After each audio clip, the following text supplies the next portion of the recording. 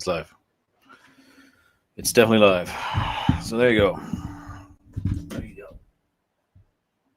Yes, I don't expect as many live viewers because I only announced it 40 minutes ago because I had such a busy day and I wasn't even sure what I was doing. But I thought, oh shit, it's Friday. I can always come on and yap for half an hour about something, maybe 40 minutes. Seems I try to make it a regular thing, you know. It's so funny, this streaming business. It's like everybody's now their own celebrity. Like they're appearing on the Muppet Show, you know. You just tune into some guy, you know, talking his shit. And we all do it. We all have our favorites. So there's a few couple guys. There's one guy I can think of. Well, I don't like his style. I don't like anything about him except some aspects of the topics he covers. I hate his music. I hate his jokes. Still, I will tune in, though. It's funny how it goes. I mean, it's just a funny business. This is the way it is. And I do have some things to say that are interesting. I mean, and there's no doubt. There's no doubt. But yes, I did want to talk about a few things. I actually put it out on the Telegram. I said, give me some topic ideas. Because I had a vague idea of wanting to talk about, a very vague idea, talking about paganism. If you are someone who ascribes to it in the modern sense, how you live it in your life, and the weirdness of that, and how it's just little subtle things, really, at least how I do it and how I see it. It's a difficult thing to explain. It's actually very personal and strange.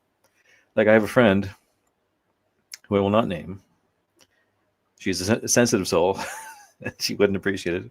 I doubt she's listening or will listen. She might, though. Anyways, nothing against you at all.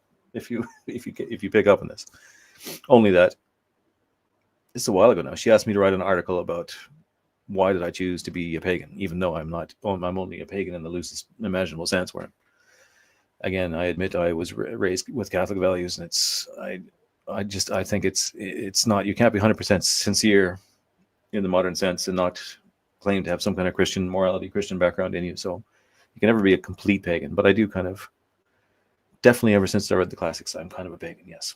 So she said, write an article for me about how or why you are a pagan. And she couldn't quite, it was difficult to do for me in the first place. It's so in-depth and crazy, the ways I came around to it. Mostly, again, but really the main reason, as I wrote then, was reading the classics, reading Marcus Aurelius and the Annals of Caesar and fucking, you know, Plotinus and fucking, yeah, all of them. I mean, I read so many of them in this little period of time, probably, well, through my 20s and 30s, I really read a lot of those guys. Anyways, that's really the reason. I just thought every page I turned, I just saw brilliance after brilliance. And I thought, shit, this is not only the origin of all our good ideas and all of civilization, but there's nothing particularly savage. I mean, there is some savagery, slightly more savage things about them, but, you know, it's all very interesting and good. And I couldn't really convey to her that that was really the reason or something. I remember she kept thinking, she approached it, as many people do, I think, as a choice you make as a lifestyle choice, an option for improving your life. Not as I approached it as a sort of metaphysical belief, or, you know, I didn't have a huge problem with being a Catholic. I just read these things and I thought, well, shit, this is where a lot of this stuff really comes from.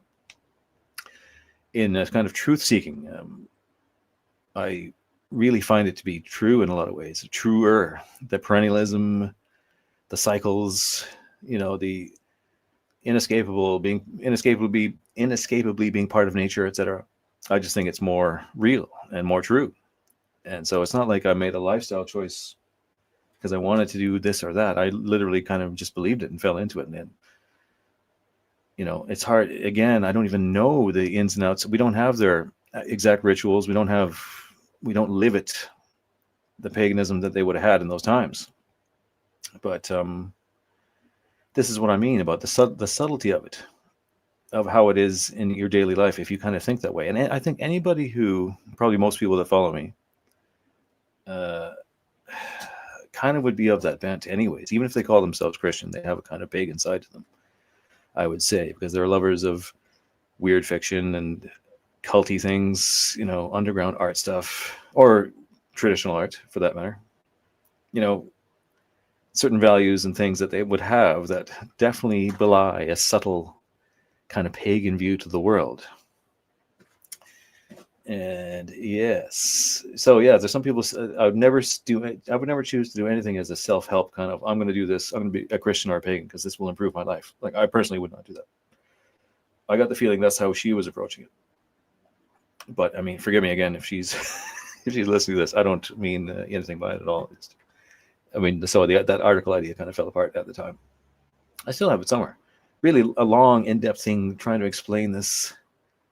Again, I found it very personal and strange. It's like a difficult thing. But even at this season, obviously, I put Father Christmas on the thumbnail here. So all our little traditions and things dating back to Yule and Saturnalia, and it's all extremely pagan occasion, really, in most of its symbology and everything we do.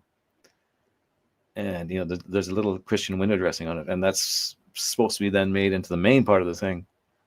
That only really comes out in a lot of the music, and obviously people attend church at this time, and that does get sort of grafted onto it. But it does, and these things can live symbiotically quite nicely and well, and they did for a long time, and have done so. So that's not a huge problem either.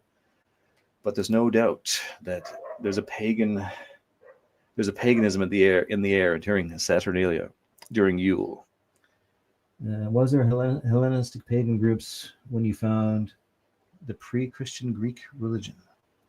Was there any Hellenistic pagan groups when I found it?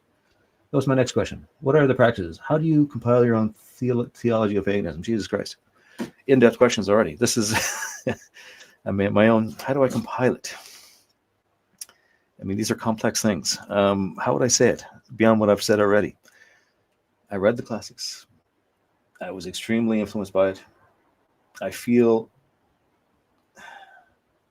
that there's a sacred mystery at work in the world, as they felt, and that they studied. But it's the other thing about having a more pagan view, again, that people that would generally follow me or that would be interested in things I talk about or write about, even the fiction, the raunchy fiction, the action and the horror and the sci-fi and the nudity and the everything and all that shit.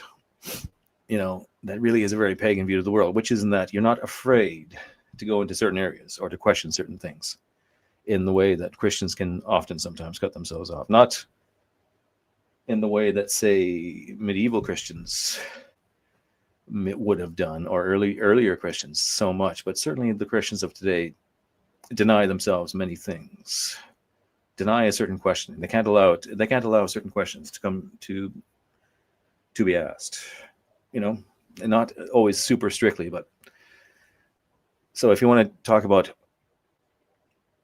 what was your question? Compile my own theology of paganism. It's not even a personal. Well, I guess it is a personal theology of paganism. I can only say that I do leave a little worshipy type thing, a little offering, as you might see like in a Shinto, or even as you still see in Christian, in certain times when when they're wassailing or whatever and all that shit, and they leave offerings at the apple groves and all that. It still happens, even with Christians, anyways.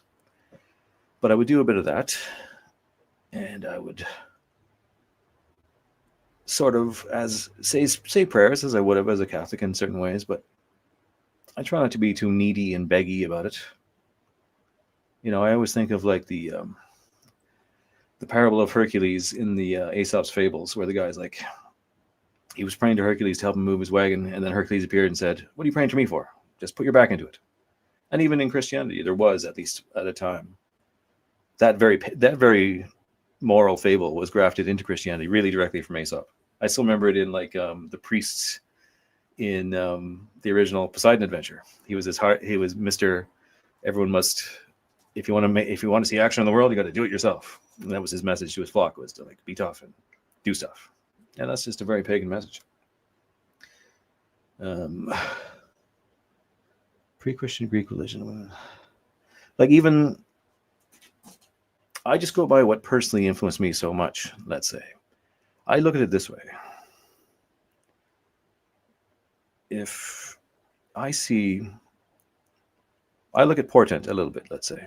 So if I was so personally, I read these books on my own, of my own volition and just out of my own interest, read more and more of them voraciously, became enormously influenced by them. I had to think in the end that then the sacred mystery God wanted me to read them, and I shouldn't be, if I'm so positive about them and unabashedly influenced and in favor of them, more so than I ever got out of reading the Bible, frankly, or anything like that, then I take that as a sign that that's a truer thing and closer to a truer belief system. And that's kind of how I see it, Like I see, even when I look around now, I see what the popes are saying and stuff like that, and it seems so false and so bad. I can't see myself possibly going back to that. It seems like it's dying to me. It seems like a dying thing.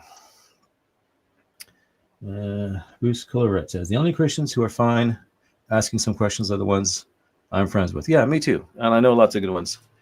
I never mean to pick on the Christians I know or Christianity generally, but there's no way to say these things without being a bit oppositional. That's all I can say. Even though I do believe these things need to come together, and Christians and pagans need to, and even agnostics.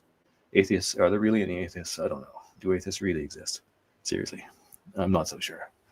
Agnostics, though, and agnostics can lean into the paganism quite easily, and like they should really get into a bit of Platonism or folklorish belief. But and you look at the tenets of Judaism and the Old Testament or Islam or any of the major religions, if you really, and you look at their actual beliefs and fables, it's also just, if you ever think paganism is LARPy, I mean, it's the exact same fucking thing, only it's just from this one specific culture. It's just like all of that stuff. Christianity, it's really just more paganism, but narrowed down to this one little corner of the earth, the Levant, and the people there in origin, and the one God, associated with that. But it's all, the same kind of crazy giants and flying horses, and it's the myth of those people. We just kind of, and the idea that there's one God. I mean, even in Platonism and the kind of paganism I would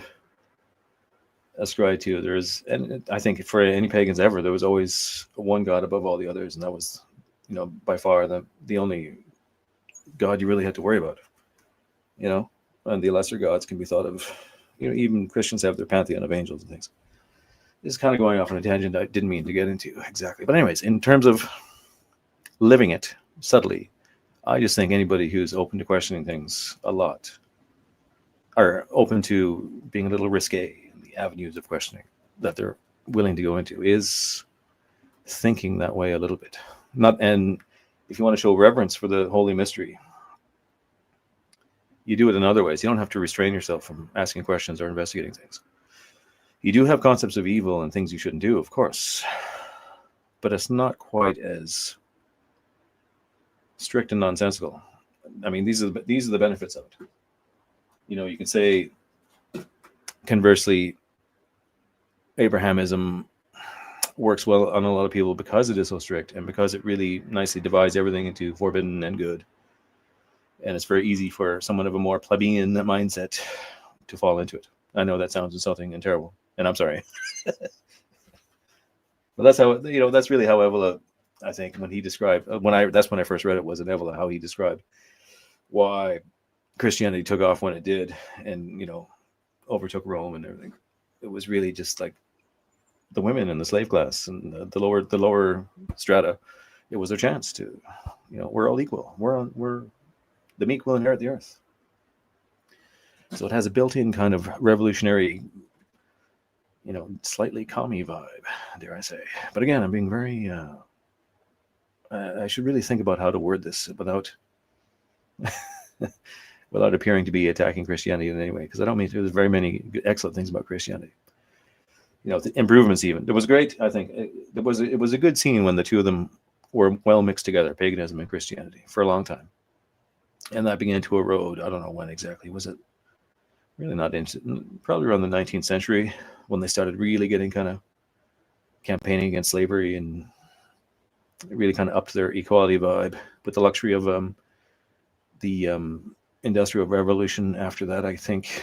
I don't know what it is, but it seems now, anyways, that it's a good thing overall to be a little bit of that mindset. And again, I don't think you need to practice anything. You don't have to have a little shriny thing and leave little Shinto-ish offerings of.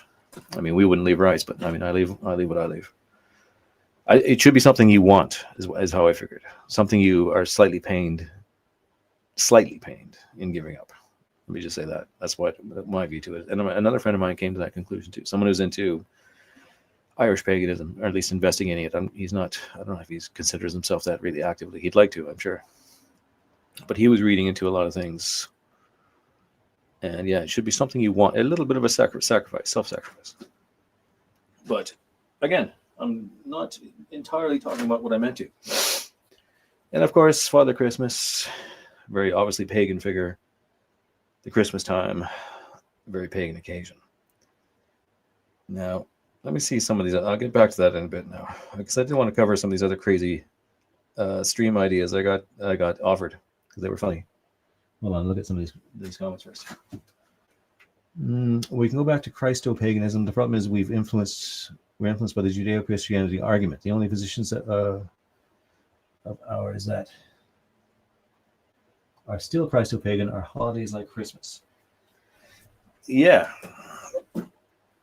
But even then, I mean, Christmas doesn't have to be anything to do with Christ or the Old Testament. It can completely, apart from the name Christmas, it can certainly survive and has done so without anything to do with Christianity. But yeah, I'm not advocating going back to Christo-pagan. To be honest, for my part, I think Christianity is kind of dying. But if something resurged, if it came back in a strong culture-saving way, I could get behind it and be all for it. Yeah, I don't see it happening.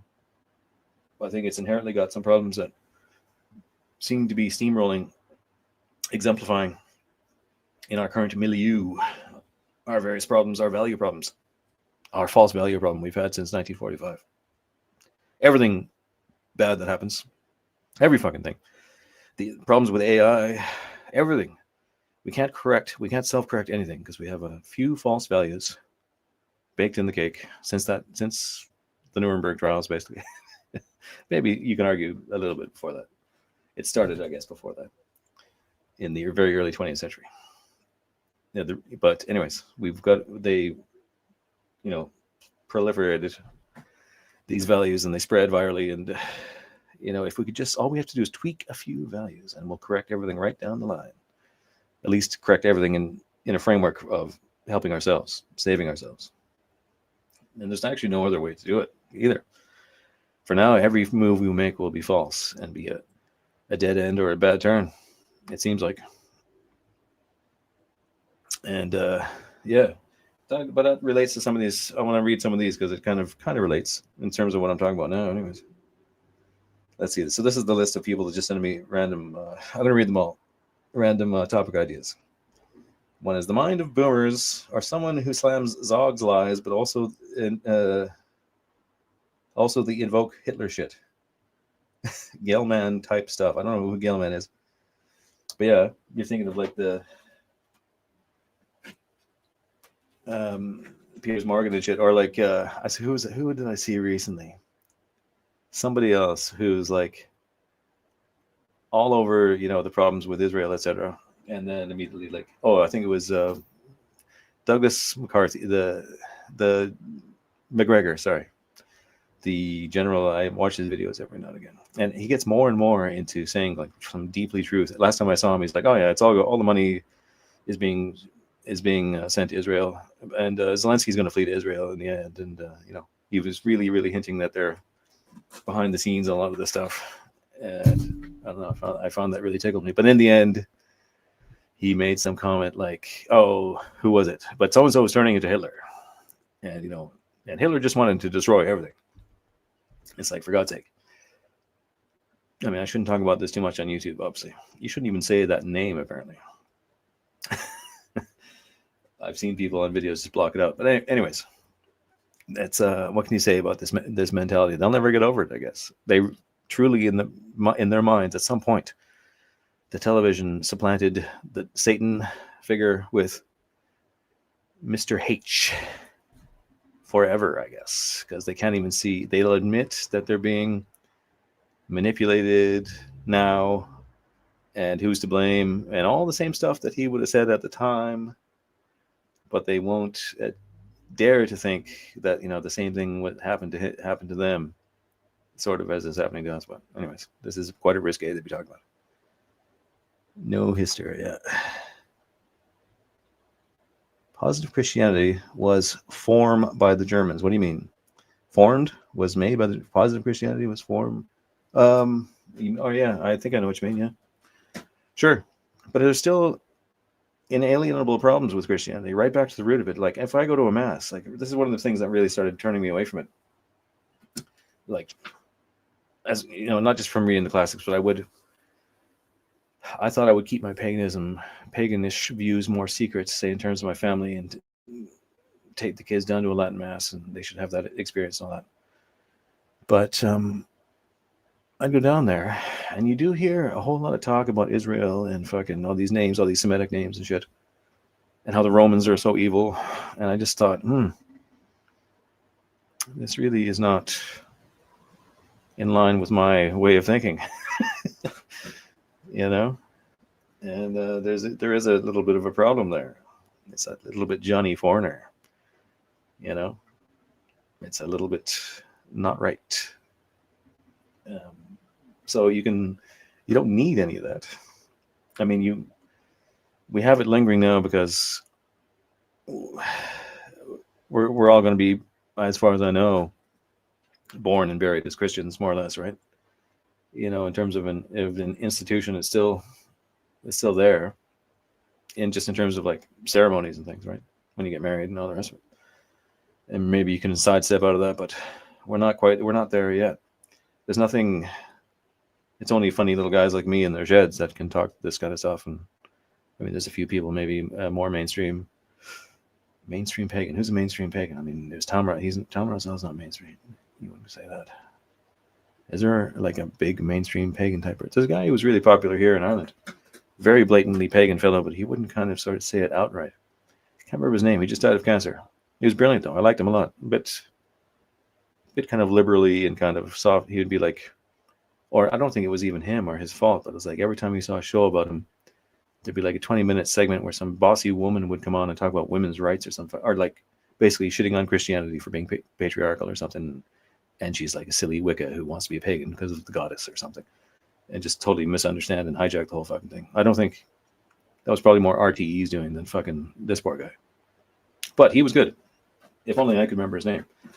Some like ridiculously Irish name that it wouldn't be the kind that I would generally remember, being a bit of a foreigner here myself, you know. Vex Peril says Jesus wasn't Anglo. Pagans are kinsmen and brothers. Disregard the Futnut Christians. Jesus wasn't Anglo. Is this the we was the Israelites argument? Because I really don't ascribe to that.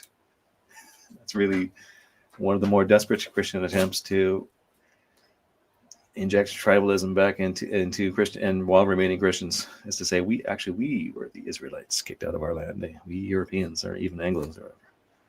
I don't know. I'm sure some of you believe that stuff, but I find that hard to swallow. Who was it who really tried to convince me of that? Spent a long time doing it. It was that girl. What's her name? I used to make the videos where she talks to the computer. I did an interview with her once, and I talked to her a while after, and she was really trying hard to convince me of that one. I was like, Jesus, I do not believe that. What's your fucking name? Gifts Ungiven or something? I didn't talk to her for a long time. Anyways. Did I address your question at all?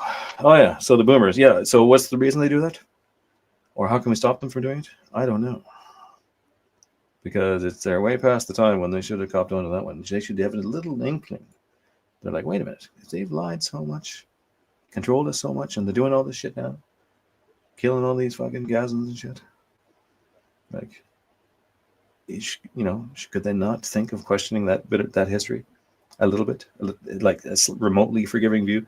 Like we're supposed to believe that old H just fucking did everything he did out of like random redneck fucking racist rampage for no reason, like without any, just like that's the official story. That I was raised to believe. You know, he had no reason other than he was crazy, and like, or whatever. So the time has come for them too. I don't care how old they are, how set, stayed in their ways. Even old Colonel McGregor, all he has to do is not say that shit. Or maybe he knows and he throws it in. Maybe Piers Morgan does something similar. Maybe I often wonder. I think like someone like Piers. Look at the thing with Nick Fuentes recently, and he comes off as such a jerk, and he does his whole routine right. But I think I don't know that he's got any concerns beyond getting his ratings. He doesn't mind having a trashy kind of a tabloidy show where he talks down to people or people are yelling and stuff, even if he looks like a jerk, if he gets a lot of views and ratings and shit. So I wouldn't doubt if he maybe knows a bit more than he lets on. He's just kind of a vaguely dishonest, sleazy type guy who will play the heel like a wrestler, to get a viral video, I guess, I can't say. And maybe McGregor's the same, but definitely is a lot of boomers and like just other people, a lot of, frankly, I don't want to be in this turning into a nonstop tirade of insulting them, but I was going to say like really basic bitch kind of American Christian conservative types would probably say something like that too. Again, that sounds derogatory, and I'm sorry, because some of them are many of them are waking up to that fact as well. But I think that would be more the type of person.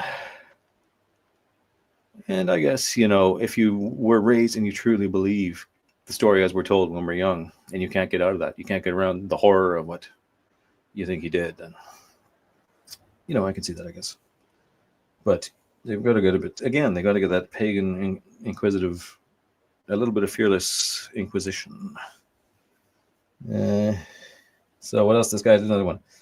I was a school talk about mobile phones as smart devices for the alpha generation. The guy was an FAG, and he said there's money in porn and social media, so government is slow to move.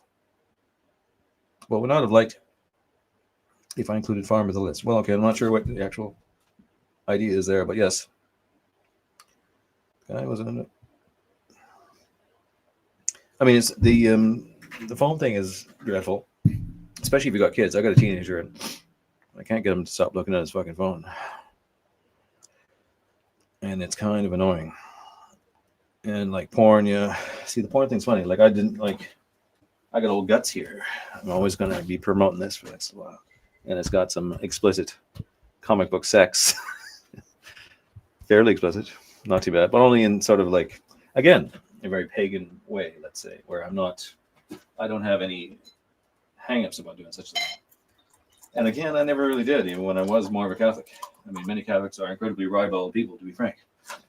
More often than not, a lot of Irish Catholics, Italian Catholics, just kind of like follow the rituals and go through the motions without doing a lot of like meditating, moaning in the air about Jesus and thumping Bibles like Protestants do. And they kind of realize it's a cultural protective continuation thing, and they'll, if needs be, they'll be a bit bawdy or kill a rival, and they won't sweat it too much.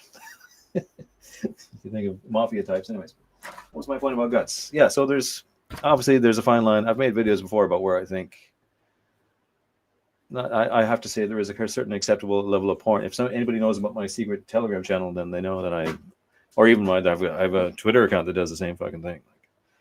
I have no problem with some nudes, let's say. And there is definitely a problem with modern pornography, just not how prolific and everywhere it is, but just the type. Like you're never more, especially like since 2010, and more and more. So still, it feels like you're never more than a few clicks away from seeing some kind of horrific cartoon transsexual thing or some horrible fucking really awful shit. It's only a few clicks away. That's why I like the vintagey stuff more. Again, not so much the actual sex scenes as just news and things, but even then, some of the sex stuff or some of those raunchy movies. I just watched Caligula again. It came up on one of the streaming services we have, and I watched it actually. Some of it with my son, and so I was like, okay, we're not watching any more of this. But I was enjoying it. Just that kind of sleazy, fucking balls out, anything goes 70s stuff. But at the same time, totally unlike now. There was no obese people really. It's all kind of healthy-ish, sex stuff, not certainly Caligula, you can argue not because they're trying to be incredibly decadent and show people under slavery and things, but they're at it's just like, or like the orgy scene from Conan or something like that. These things you would have had that just to throw some titties in there and just be kind of virile about it. There'd be no like gays or trannies or anything unhealthy or antenatal. It'd be kind of an ultimately, I do believe that, as Europeans, more Europeans need to be getting out there, feeling excited, successfully pairing up with the opposite sex and having unprotected sex so that they get pregnant. Lots of them. And so anything kind of virile towards that end, I don't mind. I have my reasons. I philosophize it out. And as a pagan, it doesn't bother me. As a partial pagan or whatever the fuck I am. No, I kind of a little tangent there. Let's see what else is on the list. How long have I been? It's kind of cold out here. Half an hour. We'll go a bit longer. Next question is, next idea.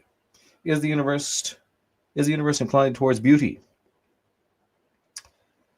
I would say absolutely. Name one thing in it that isn't beautiful, apart from modern art. Which is like, in its willful ugliness, its anti-natural values, perpetual shock value of just trying to be against nature. I don't know how they manage it. It's really the ultimate ugliness that I can think of. Because even, as a fan of death metal and horror movies, there's a beauty, and even in Carnage, I mean, you can say it's ugly, or when a person's really ugly, there is ugliness, I guess. But there's nothing so ugly as something not even that the buildings and the paintings are just inherently ugly because they're just, sort of absurd. It's the fact that the intentional nature of it is so anti-self and anti-nature and so ugly. It really affects me. But the universe, yes. I mean, certainly as a Platonist, I would have to obviously say that it is inclined towards beauty, absolutely. And I mean, there's cold and ugly things about it. If we try to just think of visual beauty, though, there's so much, really, and you don't have to go very far or think very much on it before you're just blown away by some breathtakingly beautiful thing. So I don't find anything so ugly as this kind of attitude to art that people have come up with. But in terms of proving that or talking about, you read your Plato and you'll come as close as anyone ever has to proving it. I'm not worthy of that. Next question, same guy. What's his name? Rat? Am I reading that right? Rat or Raj? Jeez, looks like Rat. I worry that the AI stuff and robots around the corner, that the dead and hollow gray goo future of robots automatically colonizing and consuming the galaxy without human involvement of struggle could possibly be inevitable. But surely the universe would not allow something so bland. So again, would this reality be more inclined towards struggle and war? I call this beautiful or meaningful, maybe. Can we predict AI and robots will have some fatal flaw that prevents massive scale use in this way? Well, I don't have a huge faith personally in the robots. From what I've seen, and over the course of my life, there's been at different times more or less kind of excitement over robots. They're the next thing and they're about to happen, and then nothing ever seems to happen. You get some clunky looking fucking thing. The closest they ever came to anything that was going to do anything was that dog walking thing. But even that must have come out, 20 years ago more? Or, yeah, am I right? And what the fuck have they done with that? Did they use it in combat or anywhere? Because, robots are an incredibly expensive way to make an unwieldy and clumsy version of anything a man could do already. So what's the fucking point of that? Really? It doesn't have the same practical value of a relandable rocket, or you're just making a kind of expensive inept version of something that already exists that you could have. You just have a man. You just make love to a woman and make a man, as opposed to spending $1 million to make a little fucking clunky walking dog thing that just falls over. fucking piece of shit. So I never had huge faith that robots are about to take over everything. I know there's certain robotic automation, but even that, it's just sort of switching jobs around. Like you take the labor job away from the guy on the Detroit fucking factory floor making the GMCs or whatever, and then you just replace it with engineering maintenance on these robots that are probably just breaking down all the time. And I mean, maybe you save on labor costs somehow, but I'm sure there's a lot of expensive. It's just kind of a little switcheroo. Again, the blind progressive, or the blind faith in progressiveness in technology, which really it seems unstoppable. And again, it's just a matter of our values not being right. Again, if people had just had more people, the plebs didn't have so much of a Christian morality, or so much of a 1945 morality, I should say, really. They could self-correct on these things. AI is a great example. If you had a more pagan view, you would say, well, this is not improving my art. They're using AI for art, but my art is getting shittier. I don't have jobs for my artists. I won't have inspiring, unique art. I will merely not use AI for art, is what they would do. You would make that value judgment. It wouldn't be some unstoppable rollaway thing of like, oh, we can save money. Oh, it looks so good. Amongst the plebs, you would just be like, nope, we'll use it for others. AI is perfectly feasible thing to use for scientific shit. But like using it for your art, why would you even? I mean, who's calling out for that? Some needy fucking retards online who are just amazed they can now get a facsimile of an illustration without having to pay an artist, and it looks shit. And you're destroying the very concept of art. It's human art. It's just a value change. We'll just nix that whole thing and just simply no, we will not do that.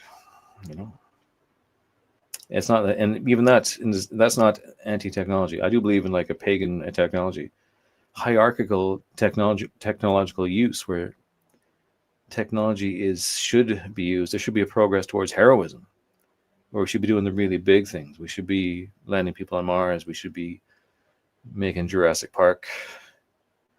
We should be reviving the dead kings from the Barrow tombs. Cool shit.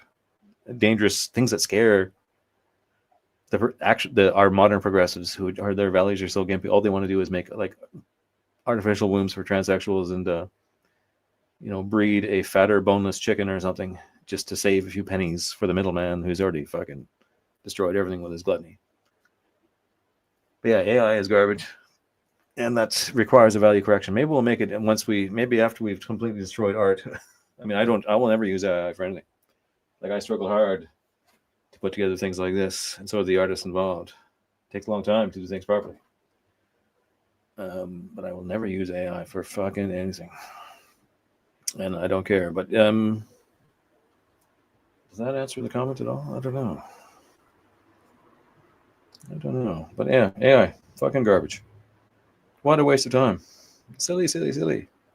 I mean, I'm sure it's great for fucking if you're programming and scientific shit, not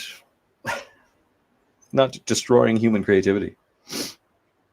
Rooks Colorat says, so techno-paganism. I think that would be a neat aesthetic in the story. Yeah, well, I did it in the story, the Dream God.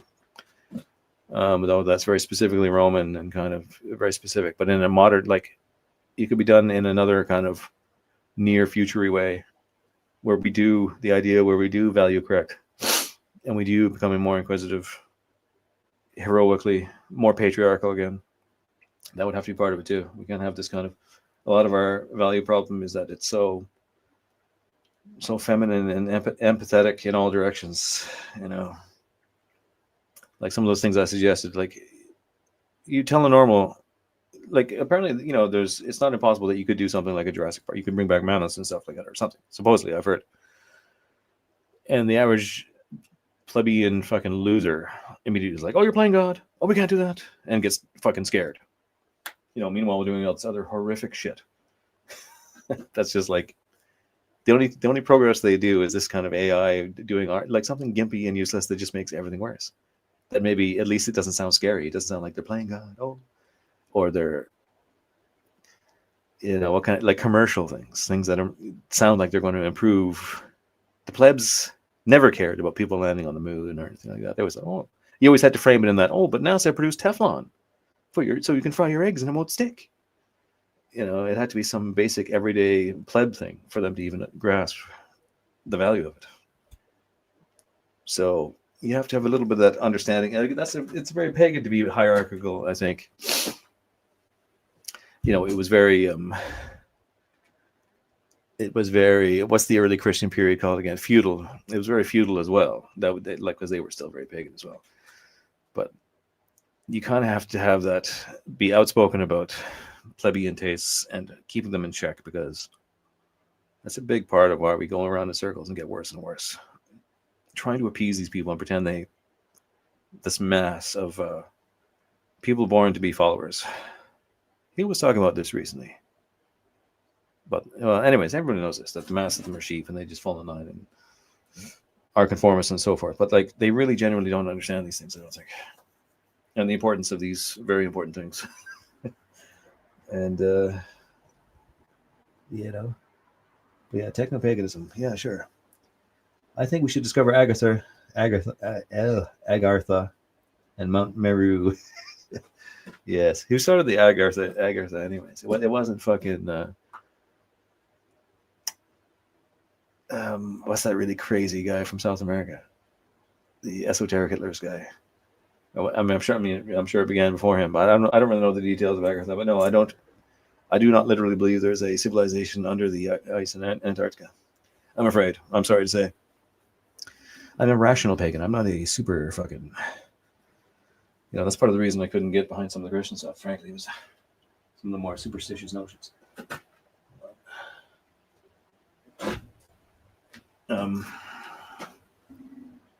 If I'm a spiritual person, I am so in it. That's the other thing I couldn't impress that when I had to write that article. That was very hard to describe. That I wasn't first of all a lifestyle choice to improve my life. I'm just altogether. I was only concerned with finding truth in the world, let's say. But it was also I try to be superstitious in certain ways, and I do believe I should be. I only in that magical sense, that things link together inexplicably, and why not think or assume it could have something to do with numbers, or that you do something sort of inexplicable that doesn't seem related to affect something else. It's a little bit I might have that kind of belief, but generally I need a good reason to believe in something. Do you seriously believe in Agartha? Do many people actually literally believe in it? I like the story. I like the idea, honestly. But we should make it. That would be the heroic techno-pagan thing to do, would be to make it real. And Brian Oblivion said, would love down the line to see a stream on art from our side. Existing artists, and particularly focusing on what type of art should our side actually make aesthetically.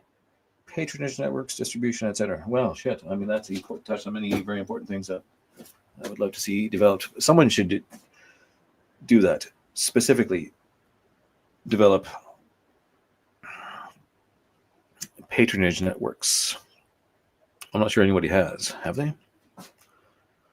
I know people have tried to form little groups and still do, little collectives, but someone with money just form a patronage network so that patrons, people who had money, wanted to invest in certain types of art, could meet up with the artists who had the right kind of views.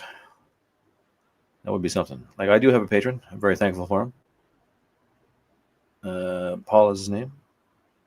I've mentioned him many times. And I have a couple others. There's a guy that's always given me some money on Patreon for many, many years. And thank you to him as well.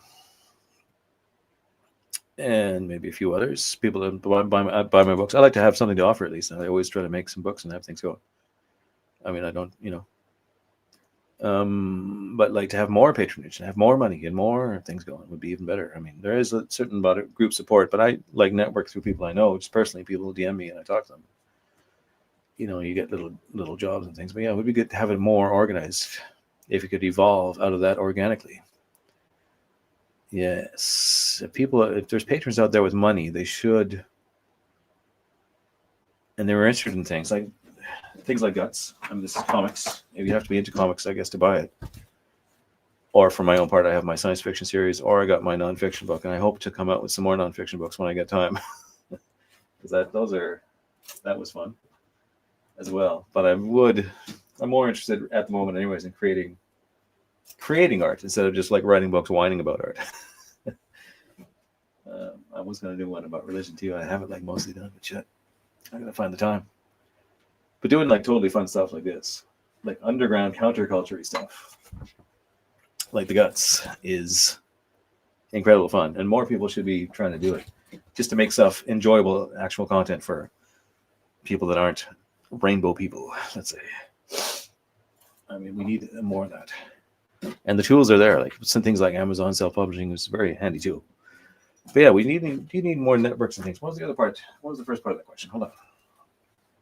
I should go in soon, actually, but 10 more minutes. I mean,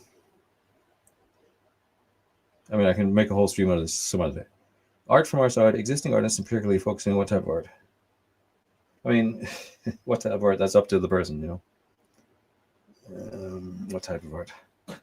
Because even then, there'll be a lot of people on our side of things that'll be like, "Oh, what are you doing making this degenerate content with the nudes and the gore and the horror stuff?"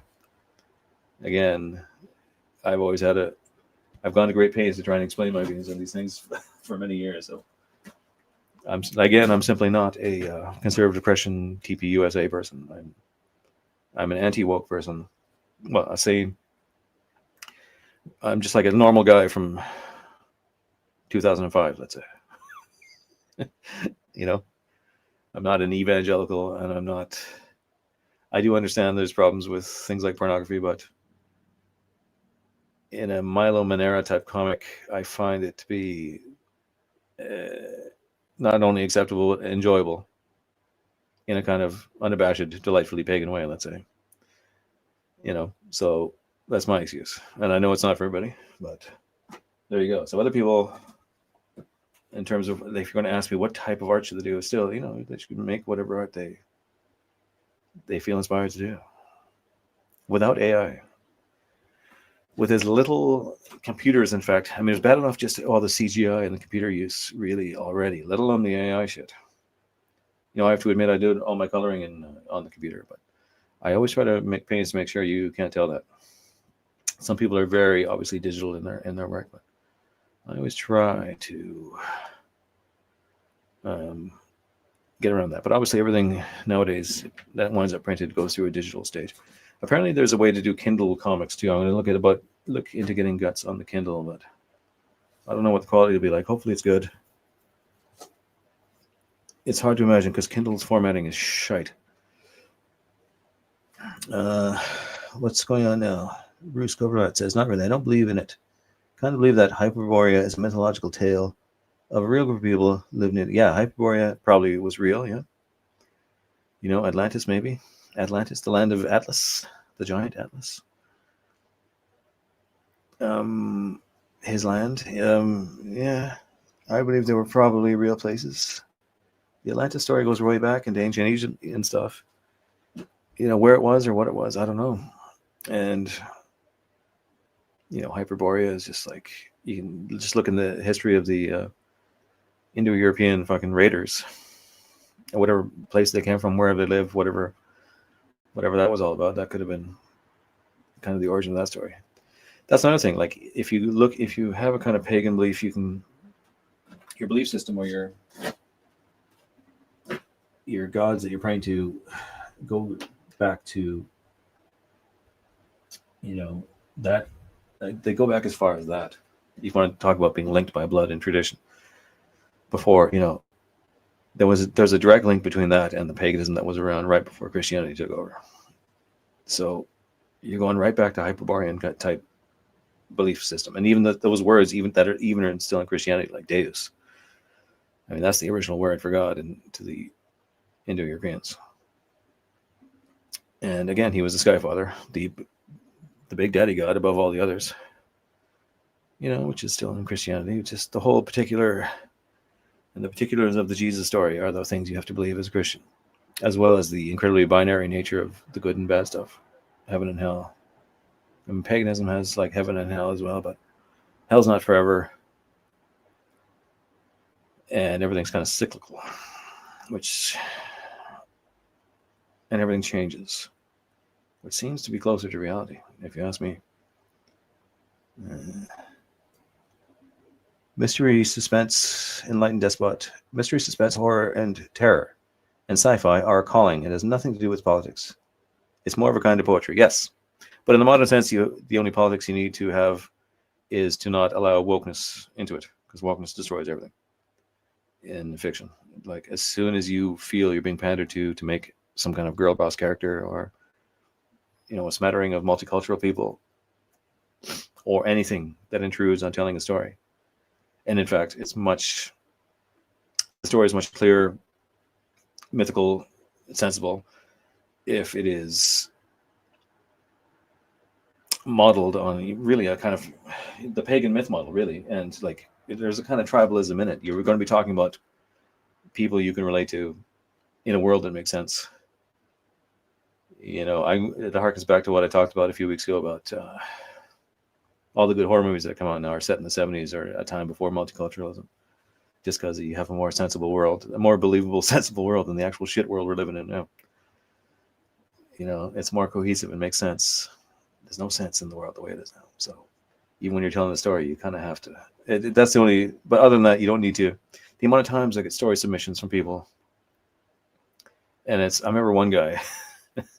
He started out okay, then the summation of his story was some guy going around.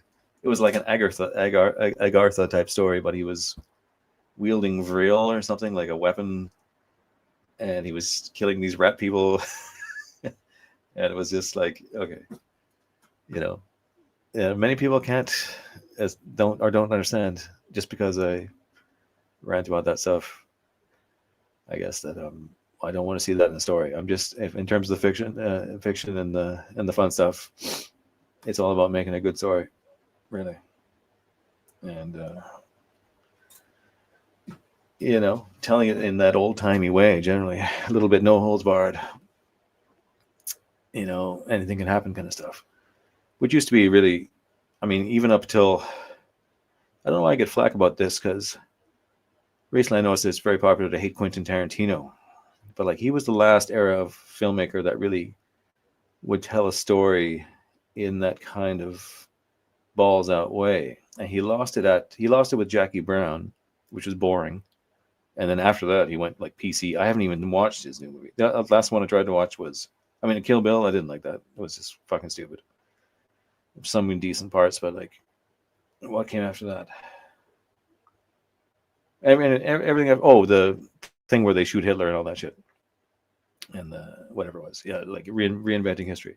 Oh, the Manson one wasn't too bad, actually. It was okay, but it's nothing like Pulp Fiction. Reservoir Dogs, Pulp Fiction, and fucking True Romance are three of like the greatest movies ever. Like, and the cleverness of those stories, I think. And that's totally very pagan, very raw, no holds barred, and inquiring down every imaginable corner.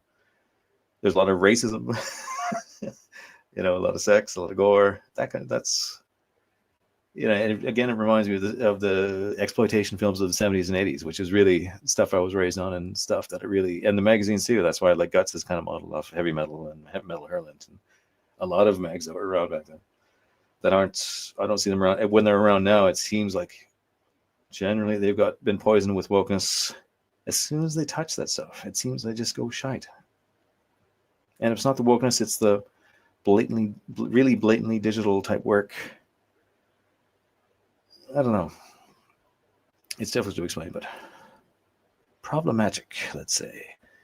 Yep, Star Trek introduced all the woke stuff we see in sci-fi. Well, even old Star Trek, I didn't mind. I know they were doing their space communism, but it wasn't.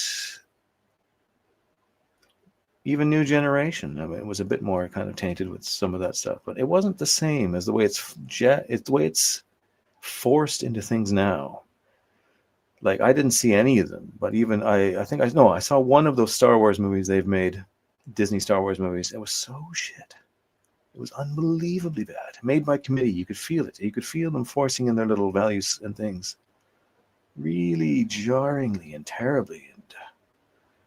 And I should really have a good think about that and do a stream about that sometime, like the ins and outs of that, why and how it is. But it's ruinous to art, absolutely ruinous. One of the main reasons we don't have art. It's like a two-fisted attack.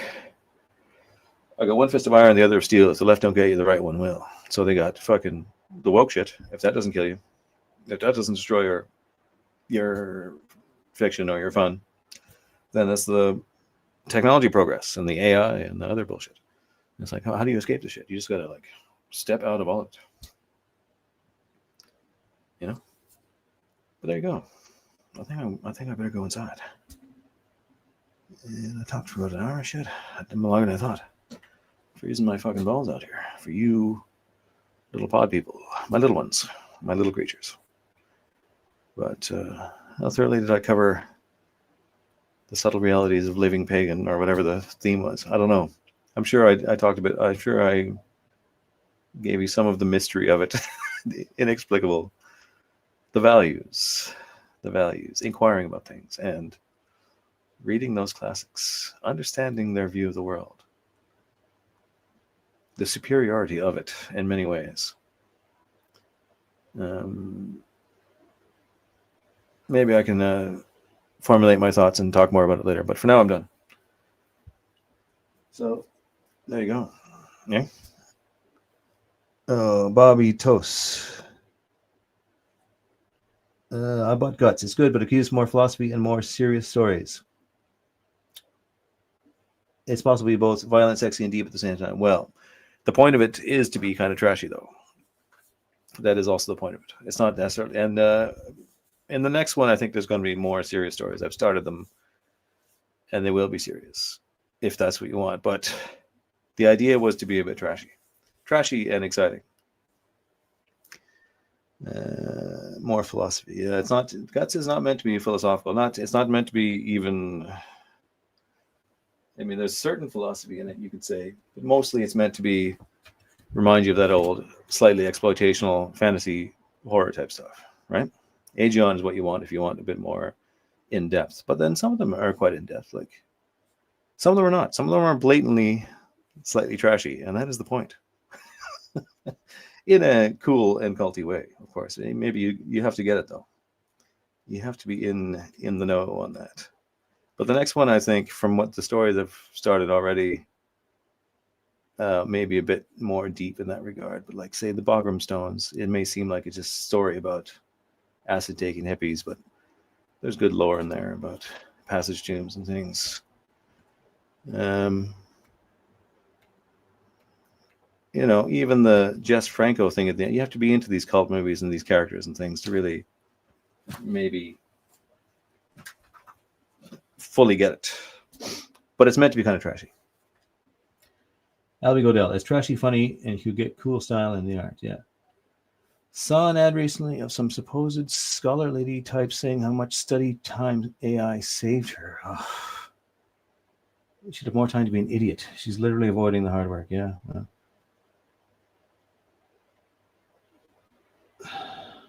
The Meta Baron is one of the greats. Yeah, that's a great one. Yeah, for sure. Look at Center from the North of the Edda is nothing but esoteric mockery to the gods by Loki. It's funny and still be called wisdom literature. I think that is a bunch of Indo-European story. It could be.